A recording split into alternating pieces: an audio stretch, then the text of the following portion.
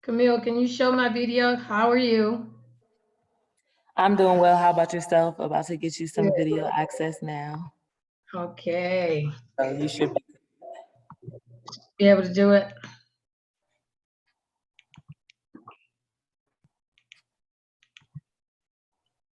It did it. Awesome.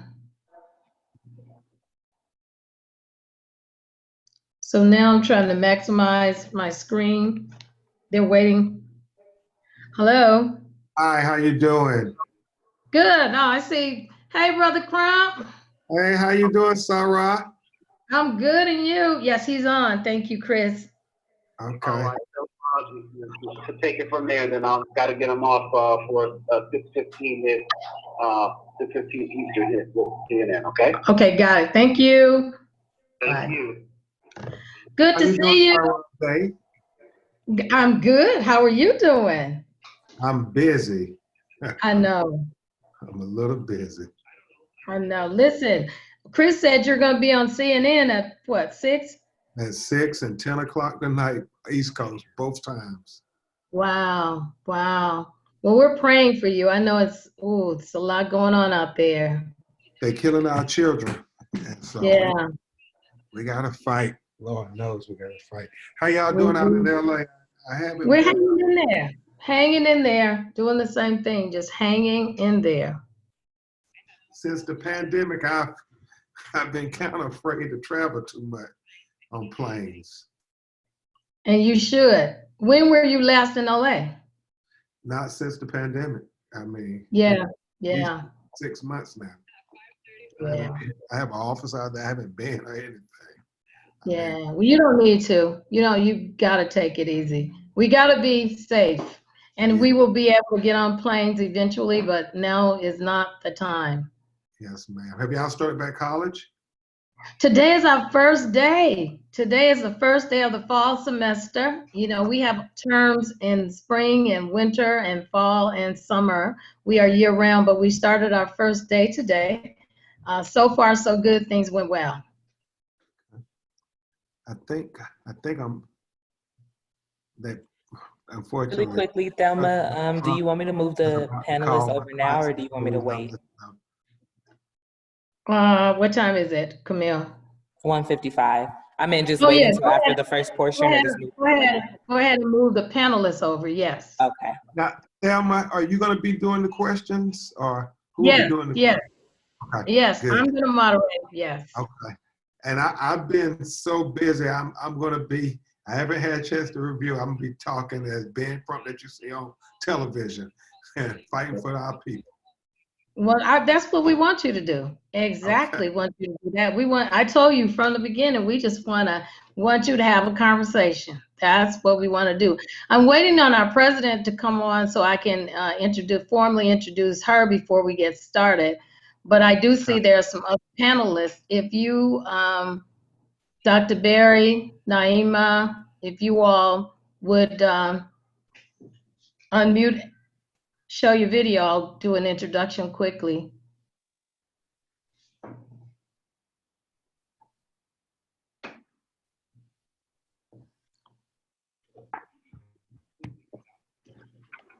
I see the president coming on now.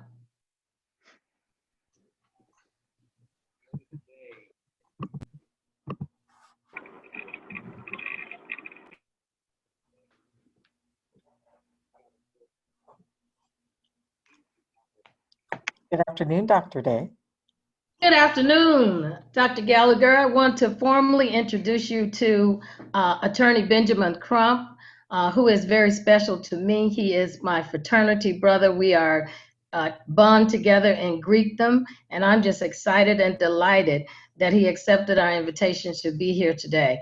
Attorney Crump, I'd like to formally introduce you to Dr. Mary Gallagher, the president of Los Angeles City College. Good afternoon, President Gallagher. Good afternoon, Mr. Crump. It is so nice to meet you, sir. I'm so happy that you've come to talk with us today. It's really, really important to us to have a variety of different conversations. And I think what you can bring to our campus today, to our college group today, is going to be invaluable for us as we begin the work that we need to do for anti-racism and social justice and equity for all. So I really, really appreciate you joining us today. And I look very, very forward to what you'll talk with us about today. And hopefully we'll have an opportunity to have you on again in the future. We want to have a series of things going forward. So again, I greatly appreciate your time. No, thank you, Madam President. It is my honor. And Athama and my Sarah, we talked about talking to young people, because like John Lewis, over 50 years ago, who knows what college student at the City University will become to help make this world a better place. That's right. That's what we're looking for, is having everyone really, really join together to work on this really important work. Yes, ma'am. We're and together. I am ready, sir. I am ready, sir, to make sure that our institution is one that will not allow any sort of racist behavior at all. No, thank you for that. It's so important when you have the powers to be committed to making sure everybody has equal justice under the law in America. Yes, sir. Absolutely. Thank you. Thank you.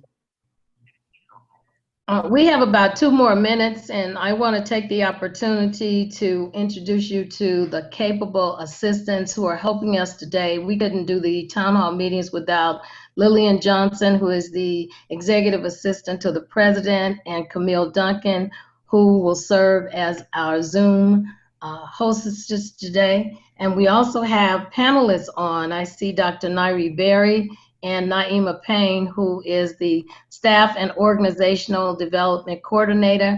Ladies, I want to introduce you to my brother and friend, Attorney Benjamin Crump. How are you queens doing? We're doing well. How are you? Great, thank you. I'm doing good. And I apologize, y'all. I am not being rude, Madam President. Unfortunately, yet again, you may have seen in the news, I'm representing Jacob Blake Jr. in Kenosha, Wisconsin. Our president is supposed to be making a phone call to the family, and I have my lawyers and them listening on when the call comes. I'm just going to listen, and I'm not going to comment. I'm focused on y'all. It's just that you can't control, who can control what he ever does. And obviously it will be all over the news whenever he makes this call. Sir, whatever you need to do for this, we are 100% behind you. So we have no problem. This takes precedence. So sir, you do what you need to do. We can manage through this. Well, thank you on behalf of Jacob Blake's family. Thank you all too for your understanding on that particular issue. Okay.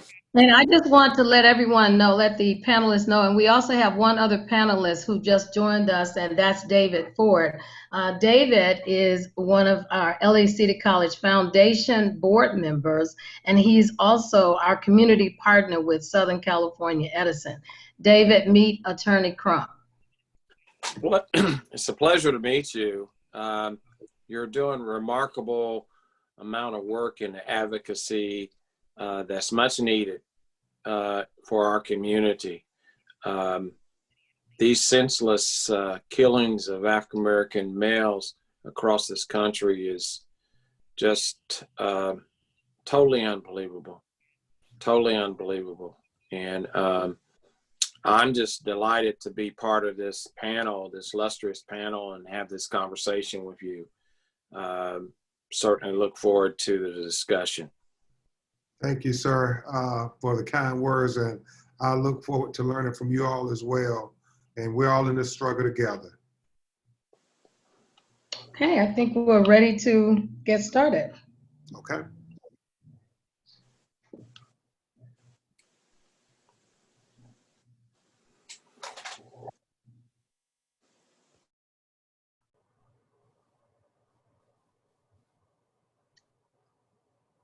President Gallagher, do you want to start or you want to wait on a few more people? We have 84 participants. I know we'll have many, many more than that, and it's still going. So I think I'll go ahead and get started, Dr. Day, because I really appreciate Mr. Crump's time today. He's a very important man for this critical conversation that we're having, and I want to make sure that we spend as much time as we can with him and recognize that this is such a great value for us to have him with us this afternoon. I want to extend my appreciation to our equity team led by Dr. Day for bringing Mr. Crump to us this afternoon for our Black Lives Matter Town Hall. This is the end of our summer series, and what a special opportunity it is for us to have Mr. Benjamin Crump with us. Thank you so much, Dr. Day. Thank you, President Gallagher, and welcome to the Black Lives Matter Town Hall meeting. We must continue to fight. This is our last town hall meeting in our summer series. As you know, each week during the Black Lives Matter Town Hall meetings, we try to bring an intentional message and focus on a topic that's going to help us get closer to issues that are associated with race, equity, and social justice. Over the summer, we have engaged in some educational and enlightening topics, and we will continue to do so today. Topics that include systemic racism, social justice, social change, the history of the Juneteenth celebration, the abolition of slavery, the 2020 human rights movement, explicit, implicit bias, microaggression. We had a session on the intersection of the Black Lives Matter movement and the LGBT community. On last Thursday, Dr. Michael Eric Dyson launched our Race, Equity, and Social Justice Center, and the campus leadership facilitated the e-signing of our ethics and mission statement. We made some great progress over the summer. We are committed to continue this work, and we want to thank all of you for being a part of today's town hall meeting, and we appreciate your support. We want to publicly acknowledge that none of this could have happened if we did not have the support of our president, Dr. Mary Gallagher. Thank you, Dr. Gallagher, for providing a safe place for us to have these kinds of conversations. Today, we're going to close out the Black Lives Matter Town Hall meeting, engaging in a very serious, conscious, and critical conversation with an individual who has the ability to do so, the credibility and the ability to do so, Attorney Benjamin Crump. Attorney Ben Crump believes in justice for all, and especially for those without a voice who need to help us. He is a nationally recognized civil rights attorney whose clients include the families of Trayvon Martin, Ahmaud Arbery, Michael Brown, Breonna Taylor, George Floyd, and now Jacob Blake.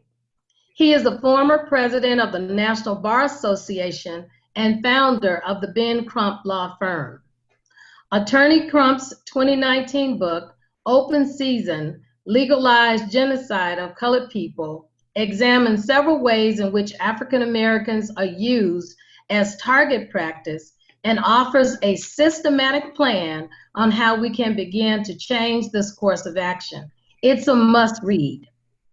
With the magnitude state of civil unrest in America, we are extremely, extremely fortunate to have Attorney Crump here with us. He moved his schedule around just to be with us today. During the vice presidential candidate, Kamala Harris said she wanted to acknowledge her family. Included in that family were relatives, friends, and community. Specifically, Kamala acknowledged the connectiveness and support of members of the Divine Nine Greek organization, whose collective mission is action and advocacy for social justice. For the record, and for those of you who are not familiar with the Divine Nine organization, they are a group of African American Greek letter organizations whose membership strives to achieve social change. Some of their members include Thurgood Marshall, Martin Luther King Jr., Rosa Parks, Fannie Lou Hamer, Shirley Chisholm, and many, many more. At this time, I would like to acknowledge the connectiveness and the support of the Divine Nine Village. Attorney Ben Crump and I are a part of that D9 Village. Attorney Crump, on behalf of the LACC family, I extend sincere appreciation to you, my brother, for accepting our invitation to be a part of this town hall meeting today. Thank you, Attorney Ben Crump, for demonstrating that our village, the Divine Nine Village, is still there to support. I appreciate you, my brother. During our town hall meeting today, we will engage in an open, critical, and courageous conversation about racial, social injustice and why we must continue to fight. Please know, attendees, that this is a safe space. You will not be censored, and we welcome your questions today. So let's get started. In order for us to put our town hall meeting in context today, because we do want to listen intently to Attorney Crump, and I know you have some questions, we're going to start with a video where lawmakers hold a hearing on police brutality and racism in America. Please show the video at this time.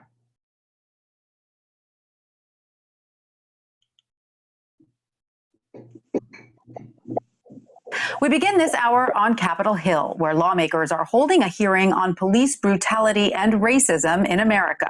George Floyd's brother, civil rights leaders, and law enforcement officials are among those testifying before the House Judiciary Committee. The hearing comes just days after House Democrats unveiled the Justice in Policing Act, a bill that includes a lengthy list of proposals aimed at improving culture and accountability in law enforcement. Here is some of what the witnesses had to say. I'm here to ask you to make it stop. Stop the pain. Stop us from being tired. George called for help and he was ignored. Please listen to the call I'm making to you now, to the calls of our family and the calls ringing out the streets across the world. People of all backgrounds, genders, and races have come together to demand change. Honor them, honor George, and make the necessary changes that make law enforcement the solution and not the problem. We are now at a turning point. There is no returning to normal. We have to create a new way forward, one that does more than tinker at the edges, that promotes data and training. We need something that truly transforms policing and leads to more accountability for communities. As a nation, as a people, we must come together to defeat fear, hate, prejudice, and violence. Mr. Floyd, thank you to you and your family for allowing us to join you on your brother's journey home. There is no denying that changes in policing must be made. The prospect of defunding and or dismantling police forces across the country is one of the most unwise, irresponsible proposals by American politicians in our nation's history and makes absolutely no sense at all. Chairman, members of the committee, you have the power to make this moment in history the tipping point. So many of us have been waiting for, fighting for, and praying for, that Americans are marching for. You have the power to make sure that George Floyd's death is not in vain. While all this was happening in Washington, For a minute, let what you just saw replay in your mind. Just let it resonate as we begin this courageous conversation. Attorney Crump, welcome to Los Angeles City College. You were on Good Morning America last week, and news anchor TJ Holmes said you had just been with Trayvon Martin's mother. You left her and you met with the family of Breonna Taylor in Kentucky. Then you jumped on the plane to go to Wisconsin to be with the devastated family of Jacob Blake. You are closer to the incidents of police brutality than any one of us. You've been on Capitol Hill, you participated in numerous TV interviews, press conferences, and you've comforted the grieving families. There's rage and anger in the streets of America. Emotions are high. Individuals have made commitment to social justice. But I want to know, and we want to know, what is it like for you? What are your emotions? And please tell us why we should continue to fight for justice. Certainly. Thelma, thank you so much, Sarah, for this courageous conversation with this august panel. And to President Gallagher, thank you for your leadership and having these great engagements to help shape the minds of the future leaders that your university is producing, because they represent the best and the brightest that we have to offer the world. They are what the slaves prayed for. And so I'm just so grateful to be here to have this conversation with you all. You know, when I think about President Gallagher, what drives me, Mr. Ford, ladies, I really think about when I look at my daughter's, Brooklyn's eyes, and I see the optimism and the hope and the enthusiasm in her eyes. And despite the obstacles that we have to deal with every day, while most of America is having to deal with the COVID-19 pandemic, we in Black America not only have to deal with that, but we also have to deal with the COVID-19 pandemic. 1619 representing the year when the first Africans were bought enslaved to America.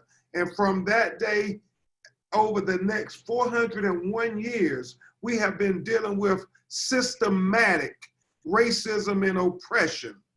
And so people often ask me, Thelma, what drives you? What makes you continue to do it?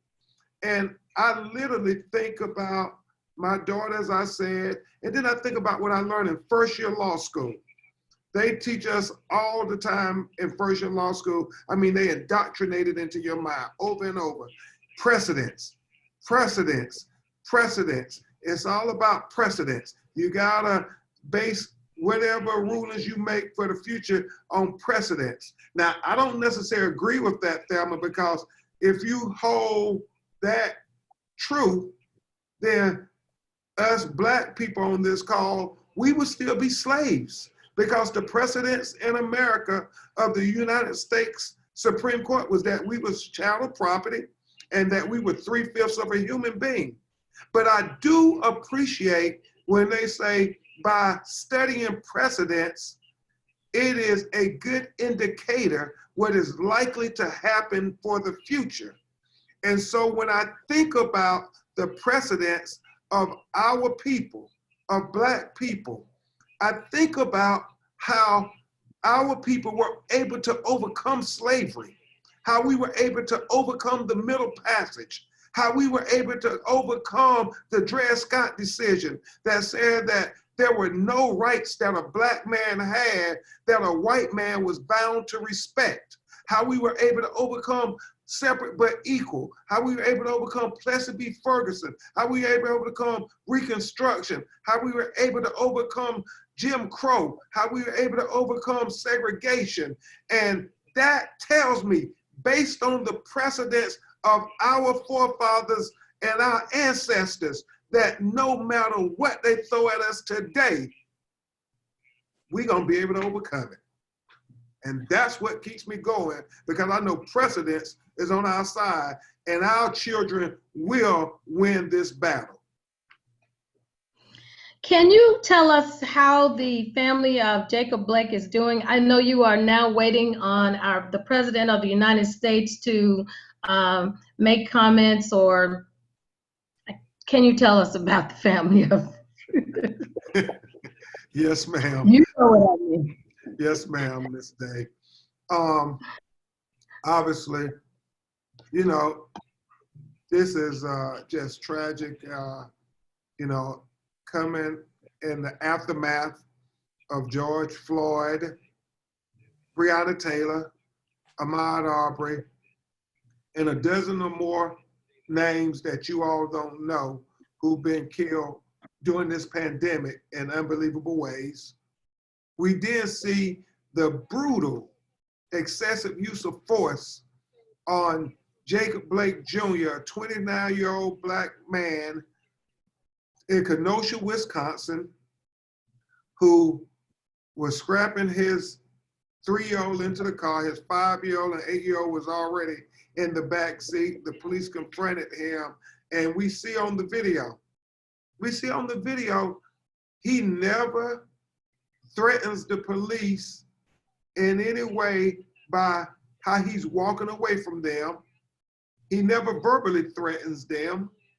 He is simply trying to get into his car and get his little boys out of a volatile situation. When we see the police grab hold on his shirt and shoot him 7 times in the back at point blank range, while his little boys watch their father practically killed before their own eyes. And you can only imagine what kind of psychological problems these babies are gonna have for the rest of their lives. And his 8-year-old son was celebrating his birthday that day. So you can only imagine, President Gallagher, what his birthday is gonna be like for the rest of his entire life. And the fact that it is very difficult for the Blake family right now because Jacob is struggling to become a shell of himself. Those bullets, and you saw were point blank range. One bullet severed his spinal cord. Another bullet shattered 2 of his vertebrae. Another bullet went into his intestines and he lost most of his intestines. Another bullet went into his colon.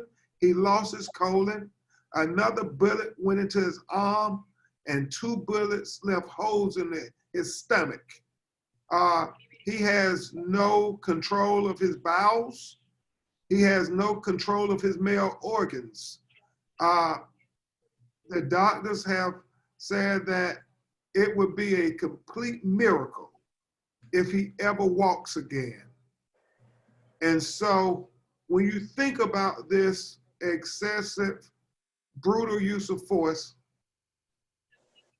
and then you think what happened a couple of days later in Kenosha, Wisconsin, when a young white man went in with an assault weapon and shot 3 people, killing 2 of them. And then with the assault weapon hanging from his neck, walked down the street past several law enforcement officers and several National Guards, and nobody shot this young white boy in the back. Nobody killed this young white boy. He made it to his home in Illinois uninjured. So when you look at the tale of the 2 videotapes of Jacob Blake and this Kyle Wittenhouse, you see that there are 2 justice systems in America, one for Black America and one for white America. And what we're fighting for is to say we have to have equal justice for all citizens of the United States of America. And that is the objective while we keep showing that video, and I keep going on cable news after cable news, because we have to say, America, you are wrong. You cannot condone this. You cannot sweep it under the rug. Jacob Blake life matters. Breonna Taylor life matters. George Floyd life matters. Rayshard Brooks life matters. Trayford Pellerin in Lafayette, Louisiana, who was shot and killed 2 days before Jacob Blake in Lafayette, Louisiana. And his video is worse than Jacob. It's just that the hurricane came and we didn't get to see it. But now it's starting to make the rounds on social media. And we have to say, America, enough is enough. Thank you for that. I'm still trying to process the emotions and the energy that that we all need to really push forward in the fight to social justice. So what I'm going to do is I'm going to now let the panelists begin asking their questions in the interest of time so that we'll have an opportunity before you have to get off to do the CNN news to ask some questions. So panelists, in any order, let's get started. May I start? Yes, David, you may. Yeah, unfortunately, I have to get off the phone at 2:30. But Mr. Crump, something that's stirring within my soul right now is how do we as a community take ownership and responsibility and engage in more self-help? How do we lift each other up? I know that these are some very difficult times, socially, economically. There are so many different perils right now that we're facing as a community. But is there any one or two areas that you think that can give us some fierce sense of engagement and anxiousness to build among each other across the country? Yes, I do, Mr. Ford. I think Senator Kamala Harris and I just had a conversation. You may have seen it on the Griot and others, where we talked about we have to have our communities be healthier. That means it's not only about making sure we stop the discriminatory criminal justice system for targeting our children, but we have community partners who believe and invest in our communities, whether it's corporate partners, whether it's educational partners, whether it's mentoring partners, it's the environmental justice partners. Because you see, I just was involved in Flint, Michigan, where you had the water that was poisoned by the government itself that is far too familiar in cities all across America. It's certainly not just Flint. And we know in South Central Los Angeles, children have a third of the lung capacity than children who live in Santa Monica, California, for taking in all the pollution and such. So it's those things that we can do to start trying to address how we make a healthier community. But at the foundation, Mr. Ford, is certainly the economic viability of the community. We have to have businesses willing to come in our community because we are consumers. Why should we have to go outside of our community to go for groceries or to go banking or go to the pharmacy or any number of things? So that is what can help us on so many levels. It can build pride in our community, but also it can give jobs in our community. And most importantly, it can give, most importantly, it can give us mentors for our children to look up to see that we are able to do things responsibly for our young people, especially our young men of color and our young boys of color, to say there's a better way out. And I don't trivialize the fact that they are being targeted every day for this school to prison pipeline. And if we're not actively creating some other pipeline, then that pipeline will claim our children. Thank you. I'll go next. Hi, Attorney Crump. My name is Dr. Nairi Berry. So I see you have a call. I'll wait.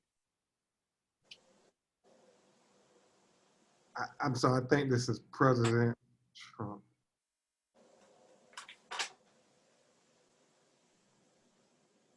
Okay, I'm fine. Great. No, take your time. Take your time. Okay. I do apologize, Ms. Berry. Okay. My question is related to our current election. And I want to focus it directly to the millennials and Generation Z, without encouraging them to select a certain presidential candidate. Can you explain to them why it's important to go to the ballot, why judges, DAs, local representative, Congress people it's important for them to get up and go to the ballot and go vote? Absolutely, Ms. Berry, because really they are so active and I am so encouraged by them. And I keep seeing that 202 number calling my phone. I'm so encouraged by them and their activism, how they're marching and protesting in the streets for justice. But what I want them to understand most profoundly is the fact that it is about their very survival, because the prison industrial population is mostly that 18 to 35-year-old. And they have to understand in states like Florida and Texas and Tennessee and Illinois, 1 out of every 5 Black men will become a convicted felon. And the experts opine, if this trend continues in the next 25 years, it will be 1 out of every 3 young Black men. So what I always do is ask audiences to imagine if you are a parent of a Black son and you have a Black male nephew and you have a Black male cousin. And just imagine in your mind's eye that they're around 5 or 6 years old, Miss Berry, and that they're playing as children often do. And you observe them playing at 5, 6, maybe 7 years old.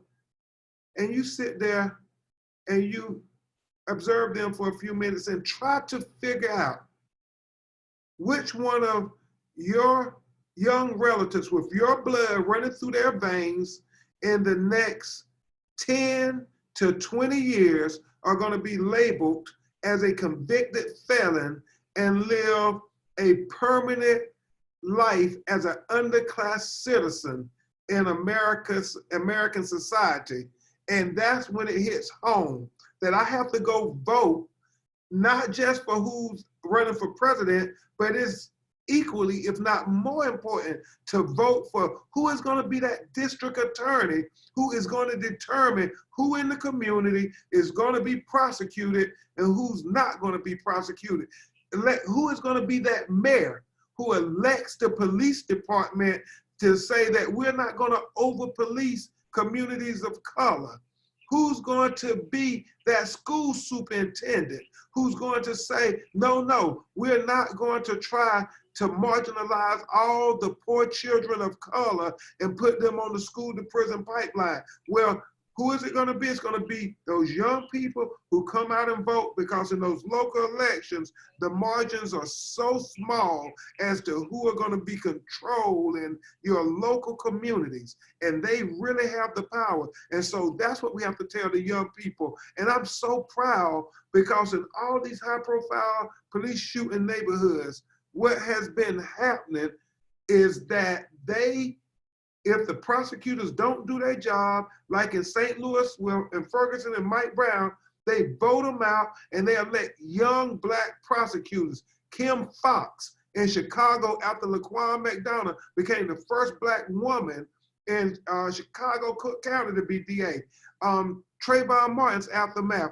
Aramis Ayala, their sister, became the first state attorney in the entire state of Florida to be a state attorney, because prosecutors have so much power. I mean, they quite literally, President Gallagher, can decide. They can decide how to change the demographics of who's going to jail in your community. They can create different plans that say we're going to have alternative programs. And when little white boys and when little white boys and girls have similar fact patterns to little black and brown boys and girls, and they get a slap on the wrist, and the black children get taken to the corner to get fingerprinted, handcuffed, and trumped up with a felony conviction. That is all the prosecutor's discretion, and that's why they got the vote, Ms. Berry. And you can tell them, don't take my word for it, don't take Attorney Crump word for it, go sit in the back of any courtroom in America and do what Chuck D from Public Enemy say, watch how they just do the justice. Okay, thank you so much. Thank you. Ma'am. Hi, I'll go ahead and go next. Hello, Mr. Crump. I'd like to thank you again so much for being our keynote speaker today. I'm Sadia Lagarde-Porcher, one of the Deans of Student Services here at LACC.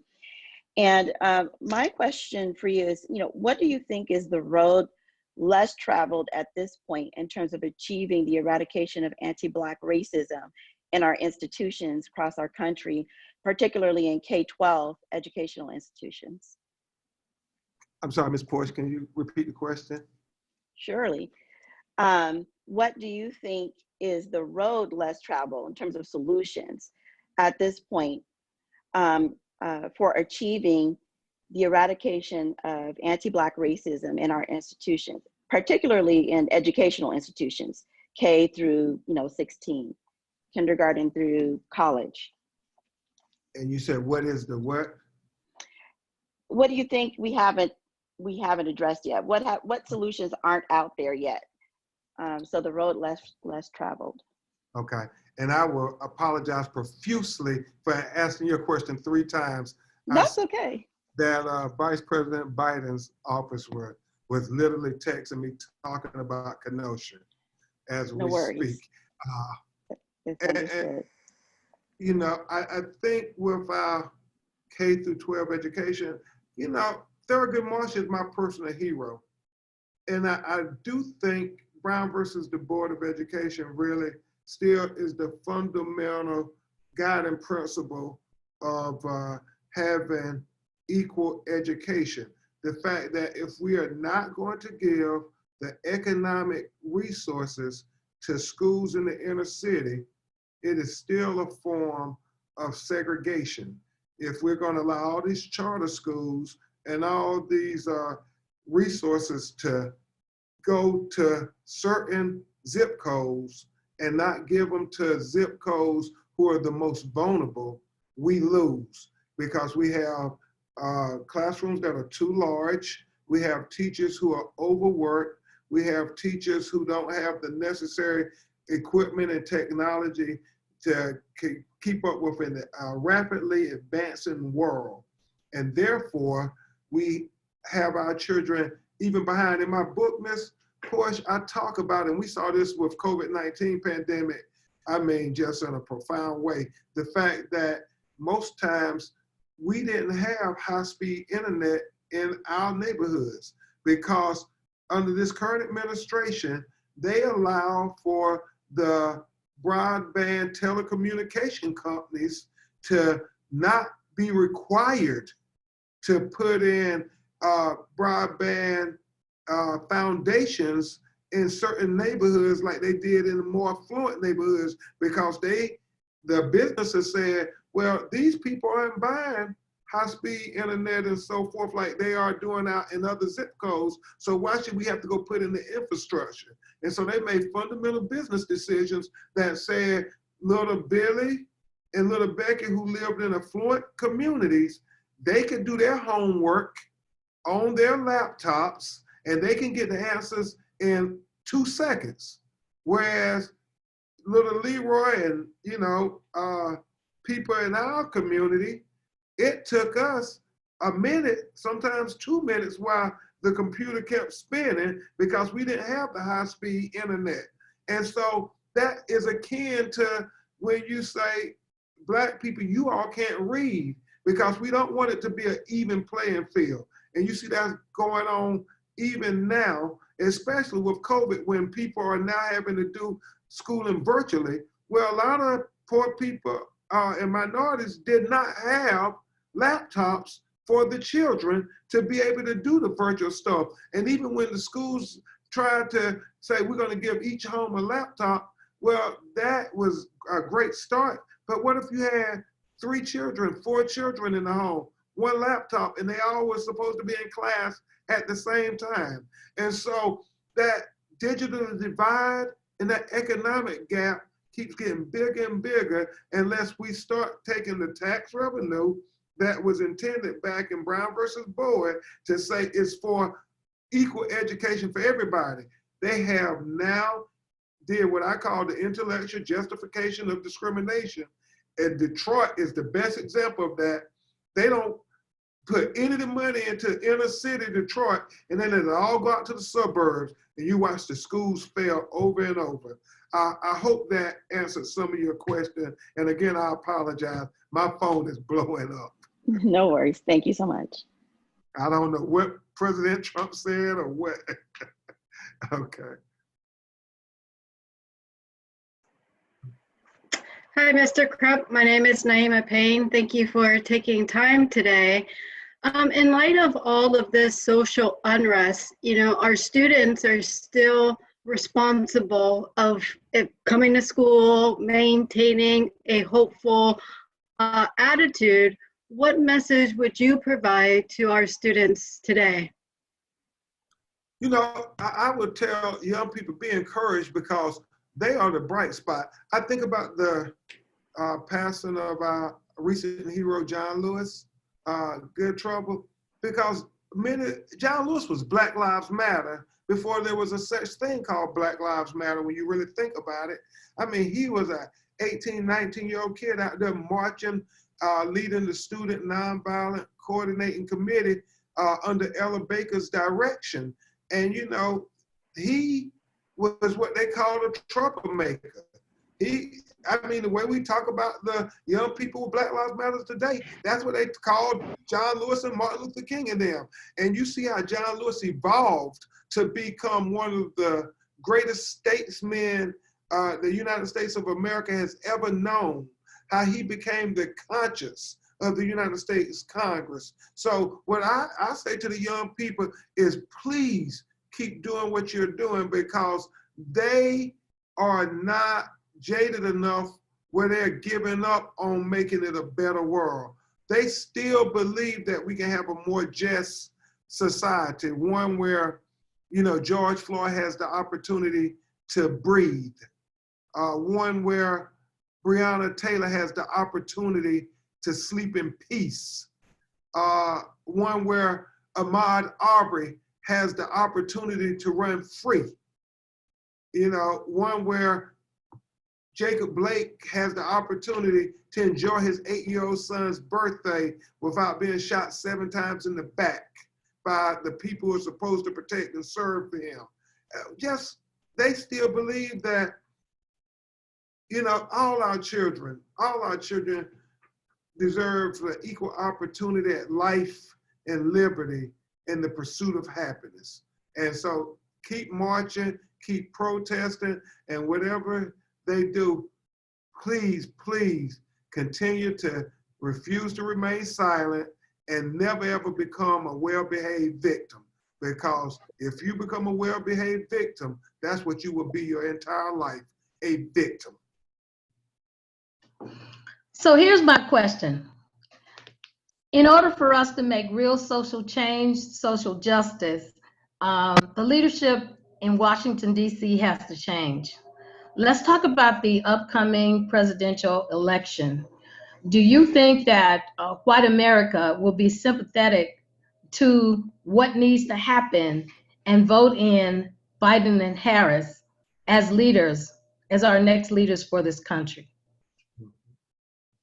Say the last part of the question again, Thelma. Do you think that white America will join us in electing Joe Biden and Kamala Harris to lead the United States of America?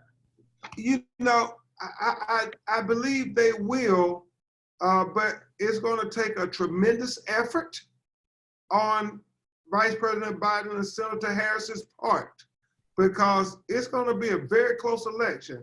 I tell people all the time, a lot of our white brothers and sisters like what President Trump is doing and saying. And so they have to make the case that not only can they make it a more just society, but they also can make it a more economically advantageous society. Because unfortunately, as much as we love our children and love our community, there are other people who don't ever consider our community, our children, our, you know, they love our culture, but they you know, there's a great video that Tyrese has out now called 846. Please listen to it. My clients and us have a small cameo in it, but it's real deep. They have a protester with a sign saying, "I wish America loved Black people the way they love Black culture," because they love to emulate our culture, but then they don't ever want to treat us as equal. So I think Kamala Harris and Joe Biden has to make the case, just like President Obama made the case that, you know, this change that I am articulating is a change that makes it a better America for you too. Because at the end of the day, most people vote their self-interest. They don't vote the interests of your community, they vote the interests of their community. So like we're advocating for our community, well, Biden and Harris has to talk about what's good for our community, but also has to talk about communities that are different from ours, what's good about them too. And I think they can do that much better than Donald Trump. I often say to my dear friend Kamala that the difference between you and Donald Trump isn't that you are a person of color, it's that you are a person of character. And that matters. If she can articulate that and Joe Biden can articulate that we have character and we really care about you. He doesn't care about you. And that's what they got to bring home this day. Thank you very much, and thank you for being attentive. I know you're still waiting on, you're getting text messages from everywhere, and we just hope that we can get through this next 15 minutes. So what I'm going to do now, I see some questions in the chat, and I'm going to let Lillian and Camille begin the questions from the chat. And I answer shorter answers, Ms. Day. No, you don't have to do that. We want you to answer. We just want to make sure we hold you as long as you can before you need to get on the call with the President of the United States. Okay. Camille, Lillian, who's going to field the questions today? Dr. J, this is Lillian. I have attorney Carl Douglas in the audience, and should we promote him to a panelist so that he could give his perspective on potential solutions? He was on the defense side for O.J. Simpson. You can do that. Okay. Who is this joining? Attorney Carl Douglas. Hey, man, that's my mentor. Hey, my brother, good to see you. How you been, Ben? Well, I've been busy, Carl. And we got to get those Sunday calls back so you can give me advice. Looking forward to it, brother. Give me some thoughts about what people can do now, college-age people can do now. I know everyone knows about the importance of voting, and we talk about how important it is to get into the streets. What else can your listeners do now to affect real change, my brother? You know, Carl, that's so deep. And y'all, I want to just acknowledge Carl Douglas is one of the best lawyers in America. He mentored me and so many of my colleagues when we were coming up, and we stand on his shoulders. And I'm just always grateful to be with him. Carl, the thing I think we can do is get young people to running for office, to taking power, taking leadership. I mean, when the numbers are working out and they're smart, they can look at the demographics. And if you got about 20 to 30% of a Black population in any city, you got a chance where you can run for office and you can have one of those city commission seats. You might can run for district attorney. You might can run for judge. You can run for the school board. And that makes all the difference in the world. As you know, when we look at jurors, if you have one or two Black people or people of color in that jury pool, it can change the whole equation. And that's something they can do beyond just marching and just voting. They can actually go seek office to lead. Thank you, brother. Thank you, Carl. I love you, man.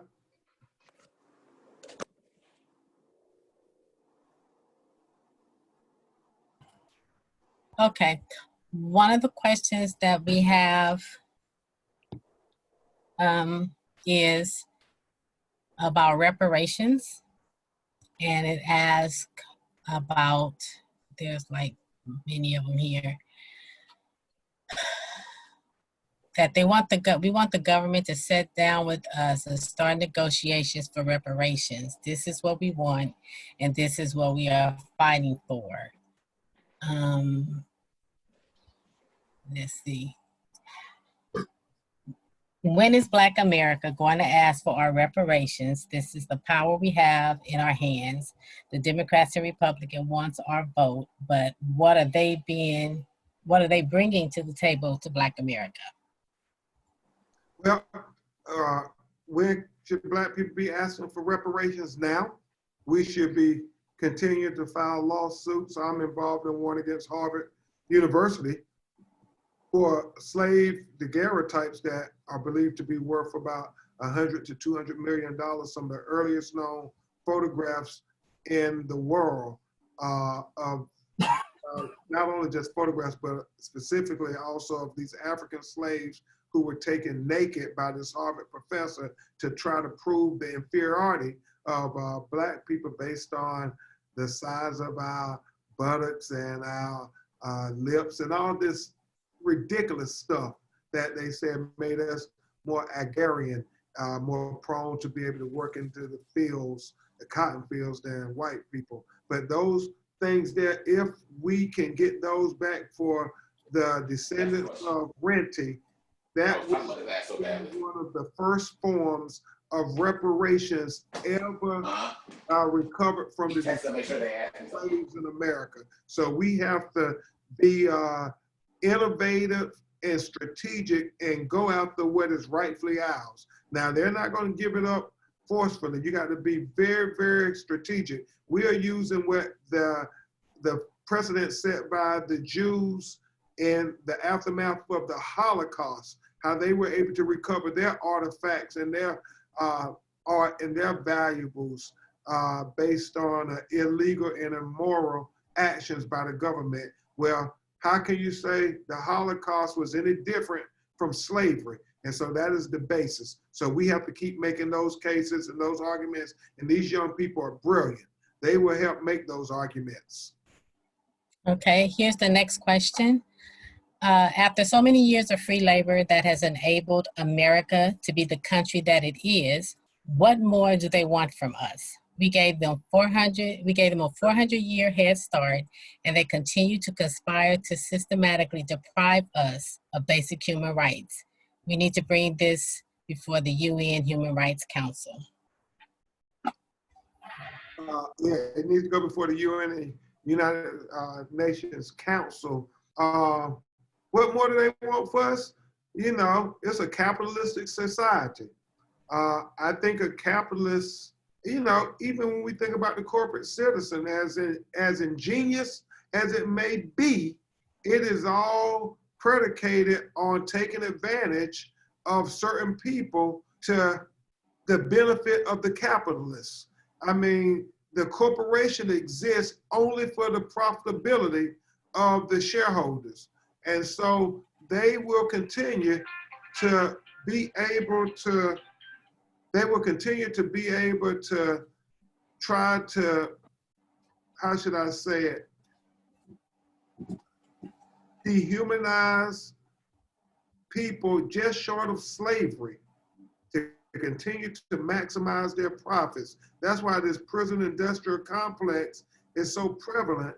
You have all these multi-billion-dollar corporations that profit from prison labor and prison bodies. I mean, in California, you all have where, with the foster system, Big Pharma is giving all our children all their drugs as guinea pigs. And so it's just one thing after another And so they won't stop unless we make them stop.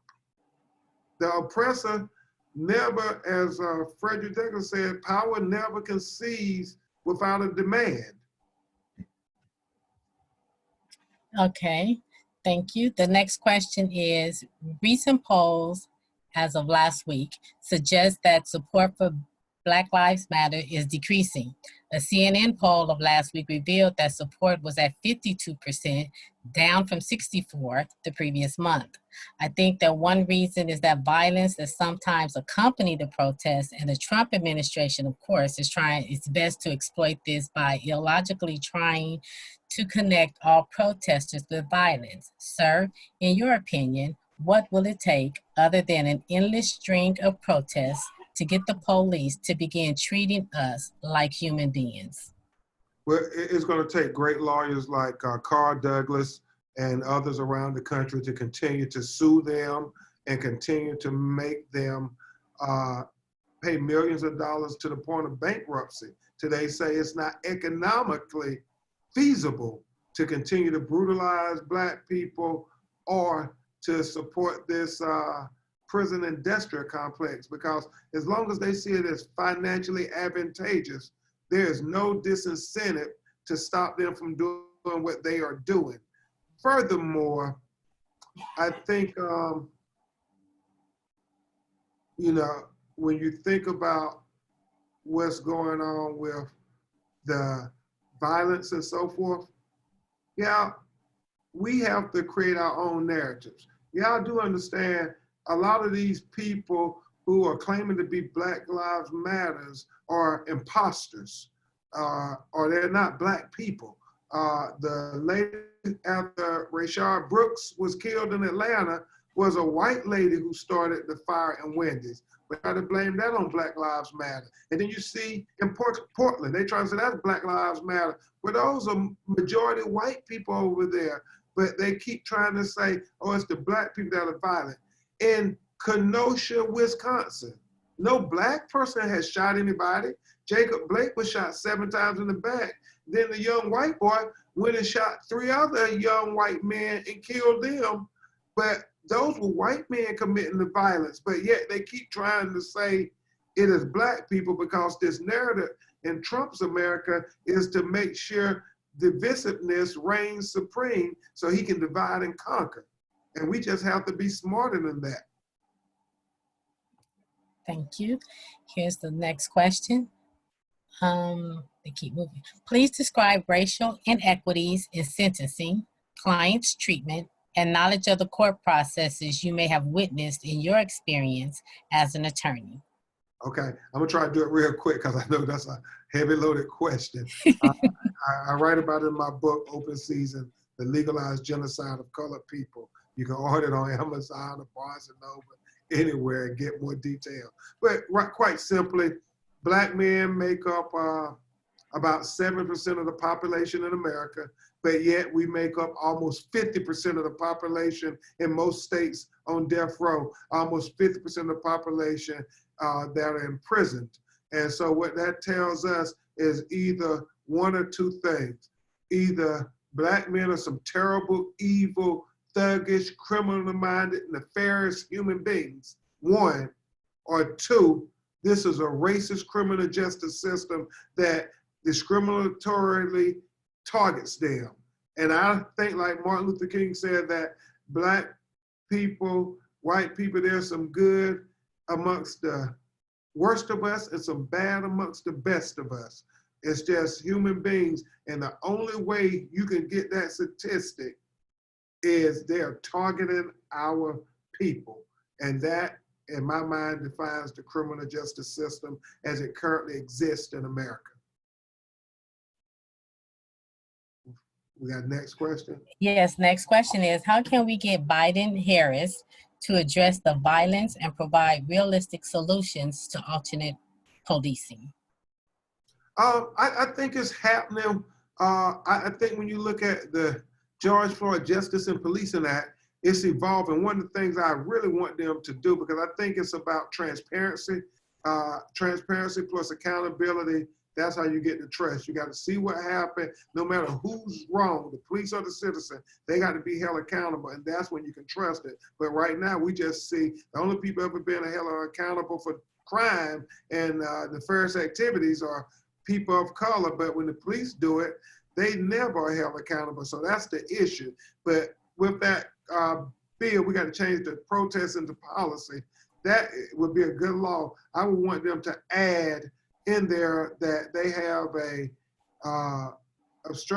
federal obstruction of justice violation if the police have a confrontation with a citizen and that citizen is brutalized or worse, killed, and that body camera isn't on. Now, I'm not saying that the police shouldn't be afforded their due process, but what I am saying, if that camera isn't on, it should be a rebuttable presumption that they did something immoral, illegal, or unethical. And if they can't meet that burden to say why that camera was off, then they should be charged with a federal crime to carry at least 5 years in prison, because you gotta make them have on the body cameras. Why are we paying all this money for the technology is when they kill us like they killed Breonna Taylor, they don't have the body cameras on. Next question. Okay. How effective could community policing be to reduce the involvement of police officers in the urban Black and brown community? If effective, how do we effectively initiate community policing? It would be very effective. Vote in the right people to make the systematic reform. You know, in Minneapolis, they voted to defund the police. They had voted in the right people. So it's not a complicated equation. Here's the next question. Speaking of Laquan McDonald, do you know if Ms. Fox pursued any charges other than Officer Jason Van Dyke against other Chicago officers who took part in the cover-up? I don't think so, and that's just a horrific miscarriage of justice, because all those police officers lied, and that's what gives great mistrust in the Black community. We had ocular proof from the video that showed they lied. Here's the next question. Are you aware of any boycotts such were sponsored by Jesse Jackson? We need to show economic pain. I agree. I'm not aware of any such boycotts, though. Okay, this is from one of our students. He said, hi, my name is Courtney. I'm an LACC student. My question is in regards to defunding the police. As it stands, the current bills trying to be passed have failed. In the same place our brother George was taken from us, there was a group trying to place safeguards by insurance regulations of the police force. Mandating liability insurance could be a great safeguard, as it will cause bad cops to not be able to afford the insurance for the job and make police stay focused with no cost to public. I agree. More of a statement. Yeah, I agree. And here's the last question. What advice do you have for Black parents whose children are being taken from them in family court and given to the other parent who is not Black in family court, and continues to separate Black parents from their children? The system is very racist and discriminatory. If you have to have a good advocate, you have to have a good lawyer. I know I keep calling on, but Carl Douglas and the other fine lawyers are there, and they can certainly recommend you to good family lawyers to help fight it. You don't want to go in the courtroom by yourself, because then you are like prey, just waiting to be eaten up. So get a good lawyer to go fight with you. And thank you all for such wonderful questions. Attorney Crump, thank you again for joining us. Your office has already texted me to ask that we release you, but I just want you to know that today was epic. This was a historical town hall meeting for us, and it will remain in our hearts and mind forever. We heard you. We heard you loud. We heard you clearly. In other words, you're saying we can no longer stand in the shadow of historic monument of injustice, but we must become an active participant in a meaningful movement for social justice. We pray for your safety, good health, and justice. My brother, stay encouraged, keep fighting, and know that we will be in touch with you very soon. Have a great rest of the day, and thank you again for joining us today. Thank you so much, Mr. Crump. Thank you. Thank you, President Gallagher. God bless you. Thank you, Carl Douglas. Take care. Bye-bye. Hi, Simone. My goodness. That was amazing. Thank you so much, team, for doing this. I think we have to have Mr. Crump back again. I think it would be great for us as we go forward here to have several of our guests back again and see how far we've come from our very first guest and how quickly we can get to where we need to go. So we don't want to go too fast. We have to take time, and we have to make sure that we're doing this with great deliberation, but not too much time. President Gallagher, before we close the town hall meeting today, we would be remiss if we didn't take an opportunity to extend expressions of gratitude to you. We thank you for your bravery, your boldness, and your boundless vision. We appreciate all the efforts that you've made thus far. We thank you for launching the Race, Equity, and Social Justice Center, for facilitating the e-signing of the Equity and Ethics Mission Statement, for providing the opportunity for cultural sensitivity training via Race, Equity, and Inclusion, and also the Sean Harper Institute. We thank you for creating the platform where everyone on campus feels safe to express themselves about issues associated with race, equity, and social justice. And most important, President Gallagher, we thank you for your demonstration by your action that you are the catalyst for social change. We've done some great work in a very short period of time. We look forward to our continued work and your continued support. So we say thank you. And I just want to say thank you to all of you here on the screen for all of the great work you've done during this summer. I thank you so much for all of this amazing work that you've done. And I want to thank everyone who's here. Thank you so much for coming. We had 150 people in the room today. It was wonderful. This and many, many more. We're going to do a lot of additional work. So I look forward to this. Thank you. Lots of work ahead for us, everybody. Have a great first day. Thank you. Bye, everybody. Bye, everyone.